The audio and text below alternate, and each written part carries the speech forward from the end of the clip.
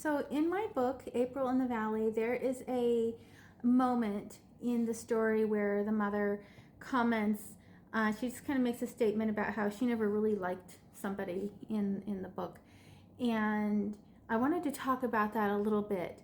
Sometimes when we avoid things in life, we make these generalized statements because we're avoiding our feelings or thinking deeply on something, or taking accountability for our part in whatever the outcome was, because it can make people feel uncomfortable, either the person themselves or maybe they're worried about others around them being uncomfortable and that makes them uncomfortable. And so it can make interpersonal relationships very challenging, especially when you're trying to have an understanding, because if we don't understand why we think or feel a certain way, we leave ourselves open to repeating those patterns or those behaviors. We might recognize, why am I in this situation again? Or feel pained by repetitive circumstances, constantly circling around to us, and think, why does this keep happening to me? Things like that.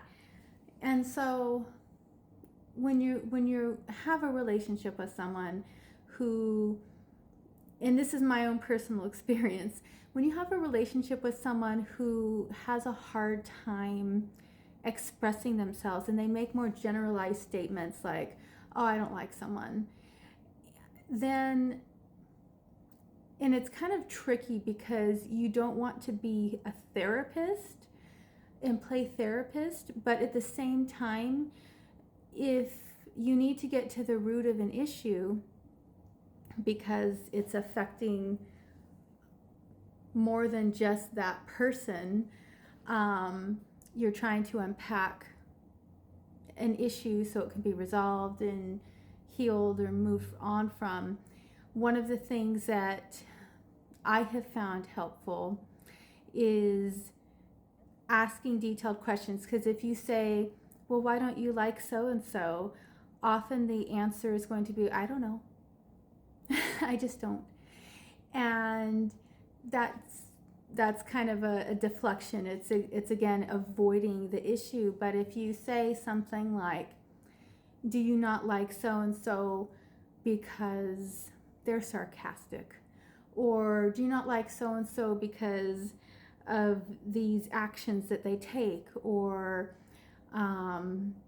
they always seem so angry, or because they're always so sad and you feel guilty around them, or something. Like, if you ask kind of more detailed questions, it can often lead them to start thinking and processing why they don't like someone. Sometimes it doesn't work at all because they'll just, I don't know.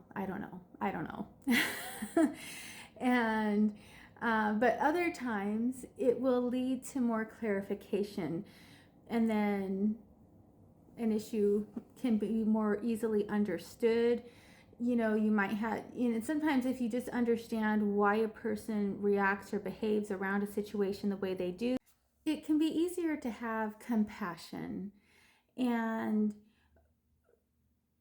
to work with someone who is still processing and having a better understanding of their own thoughts and feelings of why they think whatever it is that they think. And I think it just can overall lead to better communication, but you have to be aware and be careful to not turn into the therapist because then the relationship isn't on. It ends up being you putting in all the work, 80% of the effort, and they put in 20%, and everyone kind of gets comfortable in those roles, and that's not a healthy place to be. So got to be careful of that. But anyway, just thought I would share a little bit about that. If you're interested in the book, April in the Valley, it is available on Amazon as a paperback and a Kindle. I encourage you to check it out. It is available through the link in my bio, or you can type it into Google and it should take you right to it. So thank you so much for supporting me and my new book. All right, thanks.